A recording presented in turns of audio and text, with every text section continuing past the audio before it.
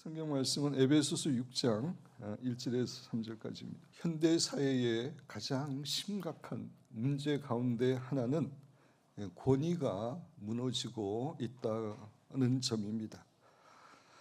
가정에서는 부모의 권위가 무너지고 있고, 학교에서는 스승의 권위가 무너지고 있고, 직장이나 다른 조직에서도 권위가 무너지고 있습니다. 제가 며칠 전에 인터넷 신문에서 어떤 기사를 읽는데, 선생님이 강단에서 가르치고 있는데 한 학생이 그 강단 옆에 누워서 핸드폰으로 딴짓을 하고 있는 그런 사진을 본 적이 있습니다. 수업 시간의 모습입니다. 우리나라에서. 제가 학교 다닐 때는 상상하지도 못하는 그러한 일들이 지금 일어나고 있습니다. 교권이 땅에 떨어지고 있습니다. 그래서 요사이 적지 않은 교사들이 교직을 그만둘 정도로, 우리나라에서 교사가 되는 것은 어려운 시험을 통과해야 되는데 그럼에도 불구하고 교직을 그만둘 정도로 교권이 땅에 떨어지고 있습니다. 부모의 권위도 마찬가지입니다. 자녀들이 부모의 말에 잘 순종하지 않고 자기 마음대로 하려고 하고 있습니다.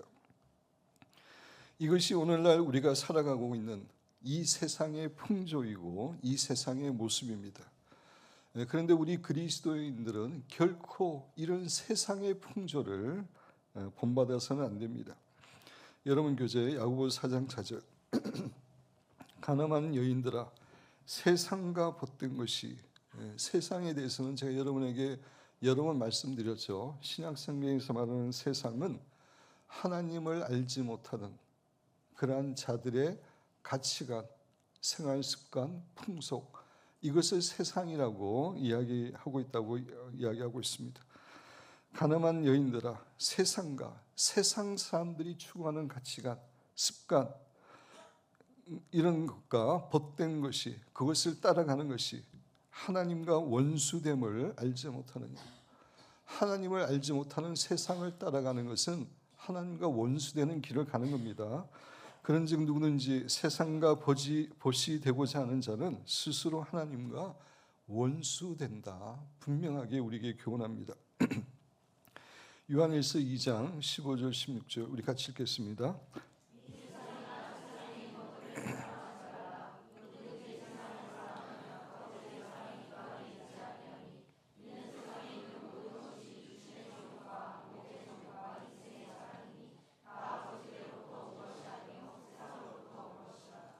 하나님을 알지 못하는 사람들이 이 세상에서 추구하는 것은 결국 육신의 정욕과 안목의 정욕과 이생의 자랑임을 교훈해 주고 있습니다. 결코 하나님께로부터 온 것이 아님을 교훈해 줍니다. 로마서 12장 2절에 보면 너희는 이 세대를 본받지 말고, 이 세대라는 말을 영어 성경으로 보면 the world입니다.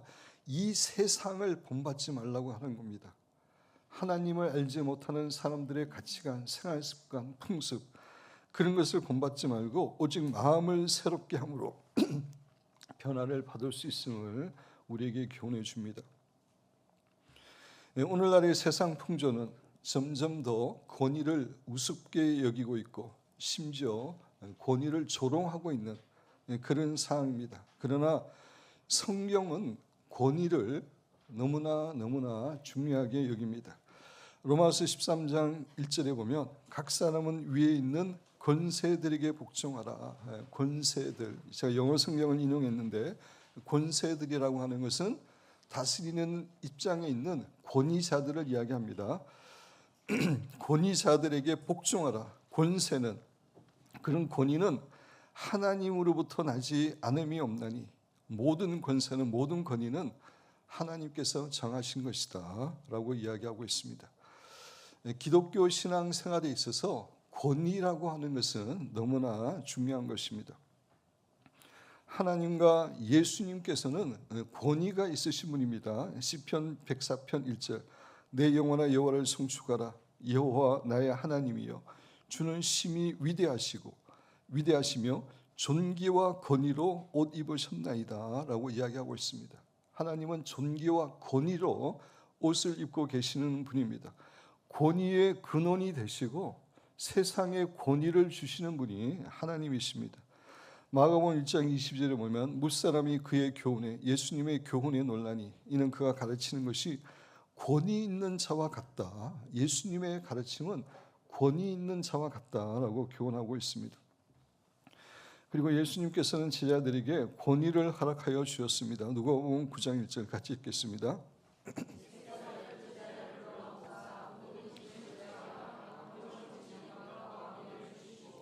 병을 고치는 능력과 권위를 주셨습니다.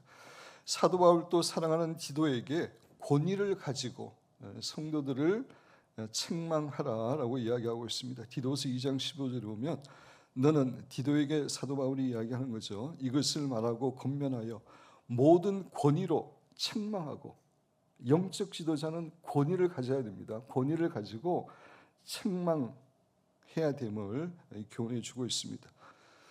여기서 말하는 권위는 권위주의, 권위의식을 이야기하는 것이 아닙니다. 하나님이 주신 권위를 말하는 것입니다.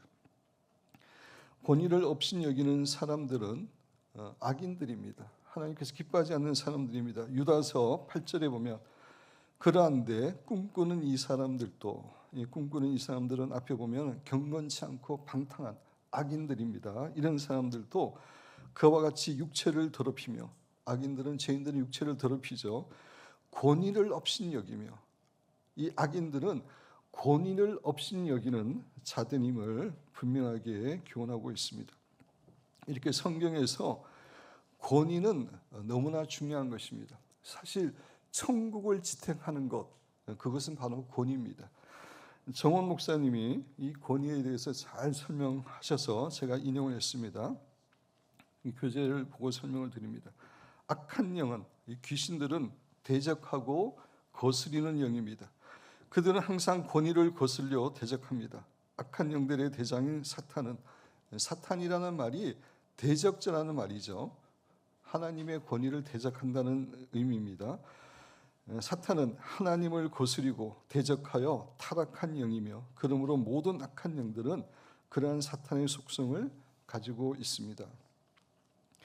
권위는 천국의 중심이고 기초입니다. 정말 중요한 말입니다.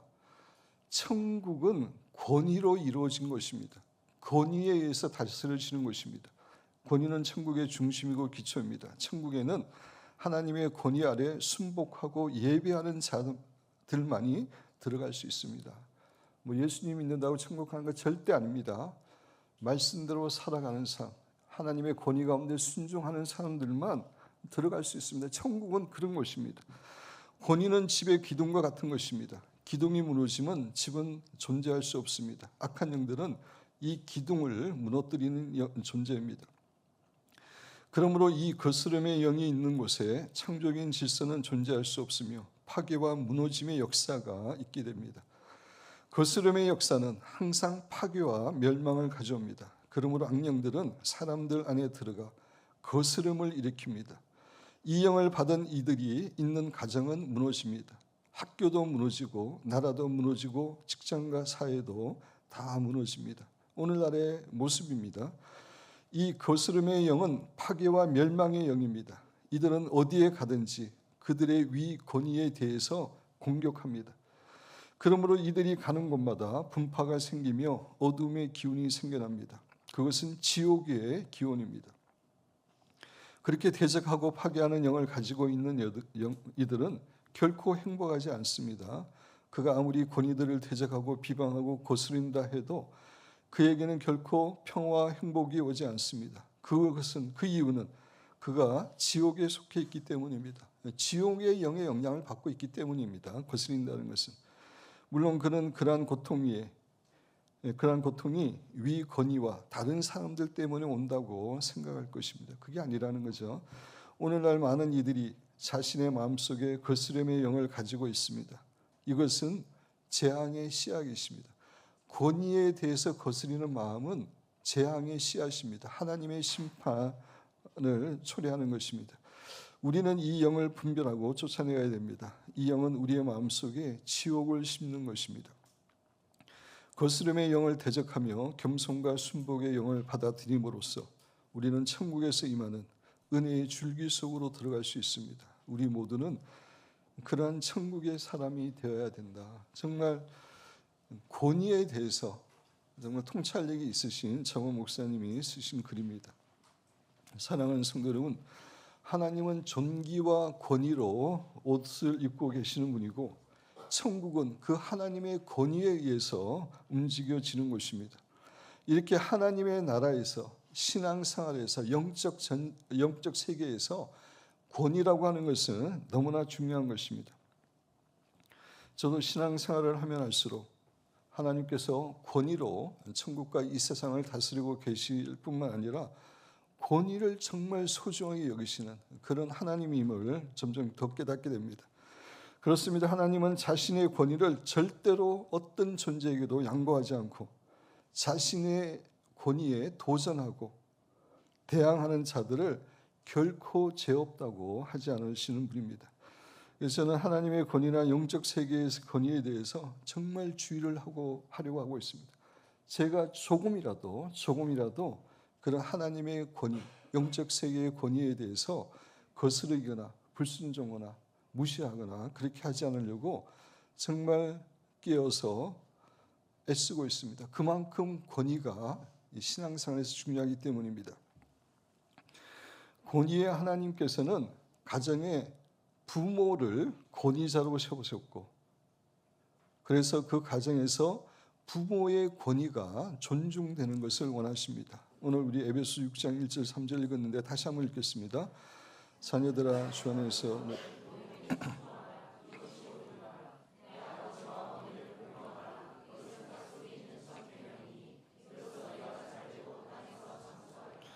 사도 바울은 모든 자녀들이 부모에게 순종하고 부모를 공경해야 된다고 말씀하고 있습니다. 그것은 하나님께서 부모들을 가정의 권위자로 세웠기 때문입니다. 그렇습니다. 자녀가 하나님께서 가정의 권위자로 세우신 부모에게 가장 먼저 해야 될 것은 부모님의 말씀에 늘 순종하는 것입니다. 물론 때로 부모님의 말씀이 잘 이해되지 않을 때도 있지만 그러한 때에도 부모님의 말씀에 순종하기 위해서 애를 써야 됩니다. 사실 부모님은 우리들보다 더 오래 사셨기 때문에 훨씬 지혜로우신 분이고 멀리 인생을 보시는 분입니다. 물론 부모님이라고 할지라도 때로 잘못된 판단을 할 수가 있습니다. 인간이기 때문에. 그럼에도 불구하고 자녀들은 부모의 말씀에 순종하려고 애를 써야 됩니다. 근데 사도 바울은 우리가 부모님께 순종해야 되지만 주 안에서 순종하라라고 이야기하고 있습니다. 주 안에서 순종한다는 말은 주님께서 기뻐하시는 뜻 안에서 부모님께 순종하라는 것입니다. 다시 말씀드려서 부모님이 주님의 뜻과 반대되는 것을 말씀하실 때는 우리가 부모의 말에 순종해서는 안 된다는 겁니다. 따르지 않고 하나님의 뜻을 따라야 됩니다.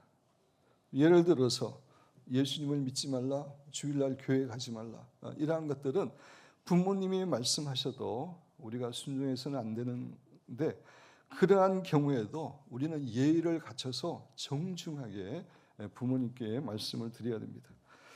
그리고 결혼한 자녀들은 부모님께 순종할 때 지혜가 필요합니다. 결혼해서 부모를 떠나게 되면 이제 그 새로운 부부들이 자신들이 가정의 리더가 되고 주도권을 가지고 살아야 되기 때문입니다. 그래서 결혼하게 되면은 더 이상 부모에게 이렇게 컨트롤되거나 부모의 말에 순종하려고 하는 것은 결코 지혜로운 일이 아닙니다. 그렇게 인생을 살면 결코 그 사람은 부모로 성장할 수가 없습니다. 물론 그럼에도 불구하고 부모님이 말씀하실 때 존중해 드려야 되지만 결혼한 부부는 더 이상 부모의 말에 좌우돼서는 안 됩니다. 이 두 가지 외에는 부모의 말에 정말 자녀들은 순종하기 위해서 노력해야 됩니다. 잠언 1장 8절 9절에 보면 내 아들아 내 아비의 훈계를 들으며 내 어미의 법을 떠나지 말라. 이는 내 머리의 아름다운 간이요 내 목의 금사슬이다라고 이야기하고 있습니다. 부모님의 말씀에 순종하는 것, 그것이 우리의 자녀들의 머리에 아름다운 간이고 목에 금사슬임을, 너무나 귀한 것임을 교훈해 주고 있습니다. 사도 바울은 둘째로 자녀들은 부모를 공경해야 된다라고 이야기하고 있습니다. 공경이라는 단어는 여러분 교재에 있지만 성경에서는 오너라고 되어 있습니다. 제가 사전을 찾아봤더니 이런 의미입니다. 오너, 히브리어 오너는 카베드라는 의미인데 이 여기에는 여러 가지 의미들이 있습니다. 존경하다, 예우하다, 존경을 표하다, 영예를 드리다, 예배를 드리다, 하나님을 경외하다. 하나님께 예배드리고 경외할 때도 동일한 단어를 사용하고 있습니다. 이러한 점에서 부모를 공경한다는 것이 어떠한 의미인지 좀 살펴보기를 원합니다. 첫째, 우리는 부모에 대해서 마음으로 그리고 태도로 존경해야 되고 예의를 지켜야 됩니다. 예절을 지켜야 됩니다. 조금 전에 살펴봤지만 공경에 해당되는 카베드는 하나님을 예배하고 경외한다고 할 때 사용되기도 한 단어입니다. 이런 의미에서 우리가 부모를 공경한다는 것은 정말 하나님을 경외하고 섬기듯이 그러한 마음과 자세로 부모님을 공경해야 됨을 교훈해 주고 있습니다. 자녀들은 부모님께 생명의 빚을 지고 있습니다. 물론 우리의 생명을 주신 분은 근원적으로 주신 분은 하나님이지만 그러나 부모가 없었다면 현재 우리에게 생명은 주어질 수 없습니다. 뿐만 아니라 양육의 빚도 지고 있습니다. 제가 은총이 키울 때는 잘 몰랐는데 은총이가 자녀들 키우고 우리 교회 성도들이 자녀들 키우는 걸 보니까 정말 부모의 헌신과 노력은 말로 할 수 없는 겁니다. 엄청난 정말 희생을 하는 거고 사랑하는 것입니다. 그런 양육의 빚도 지고 있습니다. 자녀가 어떠한 노력을 하더라도 사실 부모의 그런 사랑과 헌신은 갚을 수 없는 것입니다. 따라서 자녀들은 부모에 대해 마음으로 태도로 존경해야 됩니다. 이런 의미에서 자녀들은 부모들에게 예절을 지켜야 됩니다. 예의에는 내용과 형식이 있습니다. 부모님에 대한 사랑과 존경하는 마음이 내용이라면 예절은 형식입니다. 내용 못지않게 형식도 너무나 중요합니다. 과거부터 한국에서는 자녀들이 부모에게 예를 갖추기 위해서 큰 절을 한다든지 식사 때도 부모가 수저를 들고 나서야 자녀들이 수저를 들었습니다. 우리도 은총이 가족하고 이렇게 식사할 때가 많은데 조야 요배리를 둘이 잘 양육해서 걔네들이 음식을 먼저 주더라도 먼저 먹지 않습니다. 할아버지가 먹어야 자기들이 먹겠다고 늘 이야기합니다. 그래서 내가 먹든지 아니면 이제 너희들 먹어도 돼. 그러면은 걔네들이 먹습니다. 말도 부모님께는 늘 과거에 공경하는 말을 사용했고 부모 앞에서는 예의 바른 자세로 함부로 이렇게 망가진 자세로 앉지 않고 앉았습니다. 부모가 출입할 때는 집에 나가시고 들어오실 때는 늘 나와서 인사를 드렸습니다. 심지어 추운 겨울에는 부모님이 외출하실 때 그 집신이 그 신발들이 차가울까 봐 자기의 가슴에 품고 데우기도 했습니다. 오늘날에는 이런 부모님에 대한 아름다운 예절이 점점 없어지고 있어서 너무나 마음이 아픕니다. 이런 효도는 우리나라의 자랑이었고 그것은 하나님의 기쁨이었습니다. 그런데 이런 것들을 점점 보기가 어렵게 되었습니다. 그러나 우리 그리스도인들은 마음을 다해서 부모님께 예절을 지켜야 됩니다. 성도 여러분, 우리는 부모님과 아무리 친밀하다고 할지라도 말이나 표정이나 사소한 행동에서 부모님을 함부로 대하는 듯한 그런 행동이나 인상이나 태도는 결코 보여서는 안 됩니다. 이렇게 우리 신자들은 예절을 갖추어 부모님을 공경하고 섬겨야 됩니다. 두 번째, 부모님을 공경한다는 것은 우리는 부모님이 영예롭게 살도록 섬겨야 됩니다. 공경하다에 해당하는 카베드는 예우하다라는 의미를 가진다고 말씀을 드렸습니다. 그렇습니다. 우리는 부모님의 생활을 잘 돌봐 드리고 부모님들께서 영예롭게 살 수 있도록 그렇게 대우해 드려야 됩니다. 부모님을 직접 모시고 살든지 아니면 따로 살든지 간에 형제들과 의논해서 부모님들이 편안하게 사시도록 재정적으로도 넉넉하게 도와드려야 되고 용돈도 두둑하게 드려야 됩니다. 잠언 23장 25절에 보면 내 부모를 즐겁게 하며 너를 낳은 어미를 기쁘게 하라라고 이야기하고 있습니다. 비록 우리의 살림이 넉넉하지 않더라도 우리가 부모님을 넉넉하게 섬기기 위해서 최선을 다해야 됩니다. 그렇게 할 때 하나님께서는 그런 우리를 축복해 주십니다. 제가 뒷부분에도 말씀을 드리지만 부모를 공경하는 자 하나님이 축복하신다고, 반드시 축복하신다고 약속하셨습니다. 그리고 우리의 부모님들 가운데는 그렇게 훌륭하지 못했던 부모님들도 물론 있을 것입니다. 배우자에게나 자녀들에게 많은 상처와 아픔을 준 부모님도 있을 것입니다.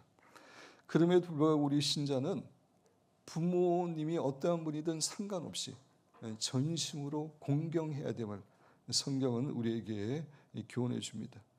우리는 우리의 부모님들이 영예롭게 살아갈 수 있도록 할 수 있는 대로 경제적으로 섬겨야 됩니다. 그것이 부모님을 공경하는 것이고 하나님의 뜻이기 때문입니다. 세 번째, 우리는 부모님의 구원을 위해서 기도하고 힘써 복음을 전해야 됩니다. 아직도 우리의 부모님이 예수님을 믿고 있지 않고 구원받지 못하셨다면 부모님을 위해서 정말 간절히 기도하고 부모님이 구원받도록 애를 써야 됩니다.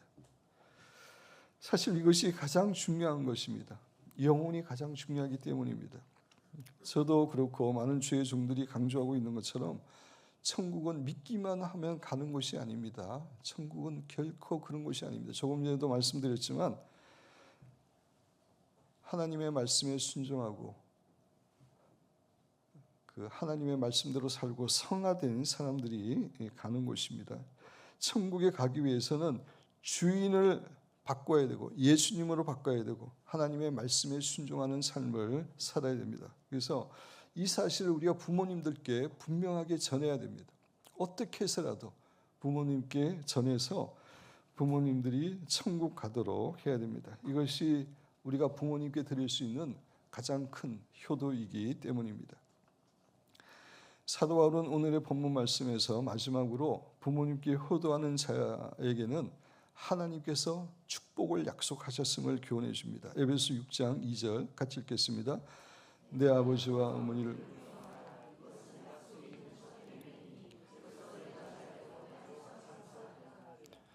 십계명 가운데서 다른 9가지 계명에는 약속이 전혀 없습니다. 나 외에는 다른 신을 섬기지 말라, 우상을 만들지 말라, 내 이름을 망령되이 일컬지 말라, 안식을 지키라, 살인하지 말라, 도둑질하지 말라, 이렇게 명령으로만 끝나는데 유일하게 내 부모를 공경하라라고 하는 명령에는 그리하면 내가 잘되고 땅에서 장수하리라 라고 하는 하나님의 약속이 붙어 있습니다. 사도 바울은 그거를 이야기하는 겁니다. 이것은 우리가 부모를 공경하고 부모에게 효도하는 것을 하나님께서 그만큼 기뻐하시고 하나님께 그만큼 중요한 일이고 또 하나님께서는 효도하는 자들을 반드시 축복하실 것임을 약속하고 계시는 것입니다. 구약 성경을 읽어보면은 이삭은 한 해의 농사를 100배를 지었다라고 하는 그런 표현이 나옵니다. 이것은 이삭이 하나님의 말씀에 순종하는 사람이었기 때문이기도 하지만 그가 청년의 때에 자신을 제물로 드리려고 했던 아브라함에게 순종했기 때문입니다. 자신의 생명을 죽이려고 하는 아버지 앞에서도 순종하려고 하는 그러한 자세를 갖고 있었기 때문에 이삭은 보통 사람이 누리는 이상의 특별한 하나님의 복을 누리는 사람이 될 수 있었던 것입니다.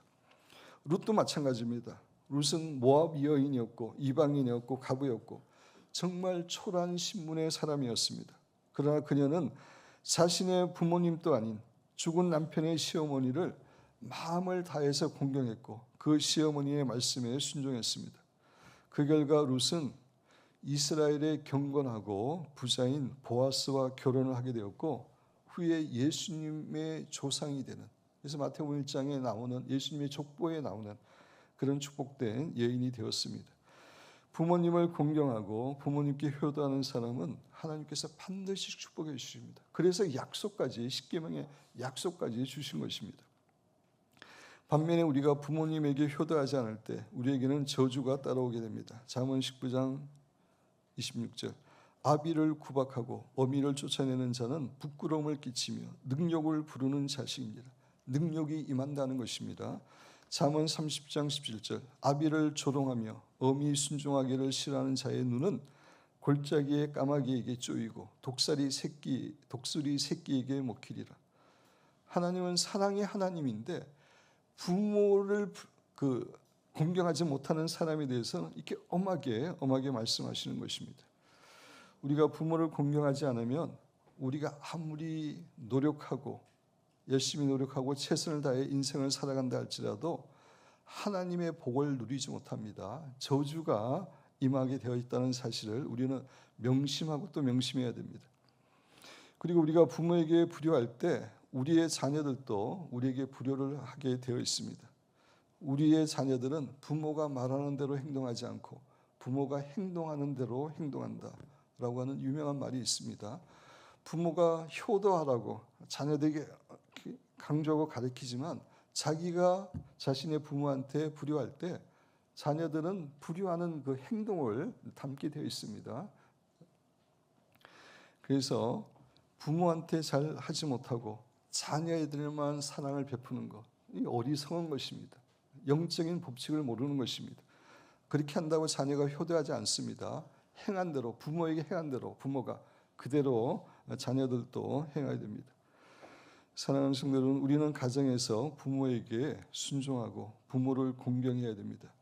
그것이 하나님께서 기뻐하시는 뜻이고 하나님께 복을 받는 비결입니다. 효도라고 하는 것은 하나님의 축복을 받는 길로 하나님이 예비하신 것입니다. 이런 의미에서 사탄의 세력은 우리가 부모의 권위나 다른 권위에 순종하면 하나님의 놀라운 복을 받는 사람이 되기 때문에 그게 싫어서 권위를 오늘날 시대에 무너뜨리고 있는 것입니다. 어떻게 해서라도 권위자를 무시하고 불순종하기 위해서 하나님의 복을 누리지 못하도록 하는 것입니다. 사탄은 특별히 오늘날의 포스트 모더니즘과 뉴에이지 사상을 통해서 권위를 무너뜨리고 있습니다. 제가 기독교 세계관 안에 이 두 가지에 대해서 이제 강의 내용이 있는데 제가 7월달에 자세히 말씀을 드릴 겁니다. 그 중에 권위에 관한 내용만 좀 여러분에게 말씀을 드립니다. 오늘날 세상 교육 사상은 포스트 모더니즘의 영향을 받았습니다. 그래서 오늘날 그런 교육을 열린 교육이라고 우리가 흔히 이야기하죠. 오늘날 진보주의 그 교육자들이 주장하는 그게 다 열린 교육입니다. 열린 교육이 주장하는 중요한 5가지 그 주장이 있습니다. 첫째, 인간은 근본적으로 선하다고 주장합니다. 성경은 우리 인간이 모두 다 죄인으로 태어나서 죄 가운데 살고 있음을 이야기하고 있는데 그들은 그 원죄를 인정하지 않습니다. 인간의 죄성을 인정하지 않습니다. 성선설을 주장합니다. 따라서 인간은 스스로 선한 판단할 수 있고 커리큘럼을 어린아이들이지만 커리큘럼을 선택할 수 있으며 가능성이 있다고 이야기합니다. 두 번째, 권위가 필요하지 않다고 주장합니다. 인간이 본질적으로 선하기 때문에 그에게서 나오는 것은 모두 옳다. 따라서 인간은 다른 사람에게 종속되거나 지도를 받을 필요가 없다고 강조합니다. 오늘날 열린 그 교육은 권위를 부여하는 것입니다. 이런 잘못된 그 논리에 의해서 표준 없는 교육을 강조합니다. 학생이 커리큘럼을 선택하고 교육을 이끌어나가는 주체이기 때문에 교육의 결과를 또한 예측할 수 없고 교육의 표준은 상황과 교육의 대상에 따라 바뀌어질 수 있다고 말합니다. 네 번째, 훈계가 필요 없다고 주장합니다. 학생은 스스로 옳고 그름을 판단할 수 있기 때문에 잘못된 판단과 행동을 한다 할지라도 문제가 되지 않고 가만히 놔둬도 일정한 시간이 지나면 돌아오기 때문이다라고 주장합니다. 5번째, 인격 훈련이 거의 또는 전혀 필요하지 않다고 주장합니다. 학생은 스스로 인격체이기 때문에 계획된 틀에 따라 인격을 훈련해서는 안 되고 스스로 깨닫고 돌아올 때까지 기다려야 한다라고 말하는데, 이것이 포스트 모더니즘의 영향을 받은 열린 교육의 핵심 내용입니다. 근데 이 내용 하나하나 보면은 다 비성경적이고 하나님의 진리에 반대되는, 정말 망할 수밖에 없는 그런 교육입니다. 성경은 전혀 다른 입장이죠. 잠언 29장 17절, 내 자식을 징계하라 그랬습니다. 그러면 그가 너를 평안하게 하겠고 내 마음에 기쁨을 주리라. 특별히 1살부터 3살까지가 가장 중요한 기간에 징계를 해서 바로 잡아야 됩니다.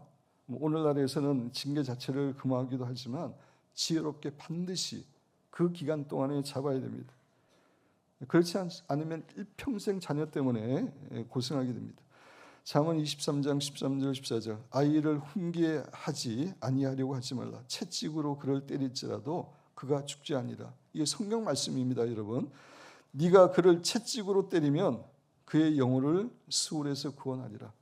인간은 죄인이기 때문에, 아이들도 죄인이기 때문에 훈계를 해야 됩니다. 잠언 22장 6절, 마땅히 행할 길을 아이에게 가르치라. 그리하면 늙어도 그것을 떠나지 아니하리라. 3살 버릇이 8까지 간다고 이야기하고 있죠. 그 내용을 교환한 것입니다. 에베소 6장 4절, 또 아비들아 너희 자녀를 높게 하지 말고 오직 주의 교훈과 훈계로 양육하라. 버려두면 학생들이 올바르게 성장하는 게 아닙니다. 말씀으로 교훈하고 훈계해야 됩니다. 포스트 모더니즘의 영향을 받은 세상의 잘못된 교육 사상은 권위는 불필요하고 나아가 권위는 나쁜 것, 타파할 것으로 교육합니다. 이러한 교육 환경 때문에 학생들과 젊은이들 사이에 부모를 비롯해서 권위자들에 대한 불순종이 확산되고 있습니다. 이것은 철저하게 비성경적이고 완전히 망하는 길로 가게 하는 길입니다. 그 배후에 사탄이 있기 때문입니다. 그리고 요사이 유행하고 있는 뉴에이지 사상도 권위를 무너뜨리고 있습니다. 제가 이제 기독교 세계관에서 자세히 말씀드리겠지만 그 3대 회장이 이렇게 귀신의 영을 받아서 이제 어떤 지침을 받았습니다. 지침을 받은 게 13가지가 있는데 사실 오늘날 이게 이 땅에 이루어지고 있는 겁니다. 4번째 보면은 청소년들은 뉴에이지의 세계 질서가 도래하는 것을 알리기 위해 자신들의 부모와 권위에 반항하고 도전하도록 해야 된다. 아까 권위는 기둥과 같은 거라고 그랬죠. 사회에. 권위가 무너지면 사회가 무너지기 때문에 세상이 망하고 적그리스도가 다스릴 수 있기 때문에 철저하게 권위, 하나님이 세우신 권위를 무너뜨리라고 이야기하고 있는 것입니다. 사랑하는 성도 여러분, 오늘날은 권위에 대항하고 권위를 무너뜨리려고 하는 시대인데 이것의 배후에는 사탄의 세력이 있음을 우리는 결코 잊어서는 안 됩니다. 그래서 로마서 12장 2절에 있는 것처럼 너희는 이 세대를 본받지 말고, 결코 우리는 하나님을 알지 못하는 사람들이 움직이는 이 세상의 흐름에 조금이라도 편성해서는 안 되고 조금이라도 그것을 받아들여서는 안 됩니다. 성도 여러분, 하나님께서는 권위자에게 불순종하는 사람들을 결코 권위자의 위치에 세우지 않습니다. 이것은 하나님께서 이 세상을 인도하는 원리입니다. 영적인 법칙입니다. 그래서 다윗은 사울왕의 핍박을 받으면서도 결코 사울왕의 권위에 도전하지 않았습니다. 우리가 잘 알고 있는 것처럼 사울왕은 하나님께서 기뻐하시는 왕이 아니었습니다. 하나님의 명령을 여러 가지로 어겼습니다. 그리고 사울왕은 자신의 정예의 군사를 동원해서 다윗을 죽이려고 했습니다. 이때 다윗은 이미 이스라엘의 왕으로 기름을 부음받은 상태입니다. 이 상태에서 다윗에게는 사울왕을 죽일 수 있는 기회가 몇 번이나 있었지만 결코 사울왕을 건들지 않았습니다. 대항하지도 않았습니다. 왜 그렇게 했습니까? 사울왕은 하나님께서 세우신 권위자였기 때문입니다. 권위자에 대해서 대항하고 불순종하는 사람들은 결코 권위자의 위치에 올라가지 못함을 다윗은 알고 있었기 때문입니다.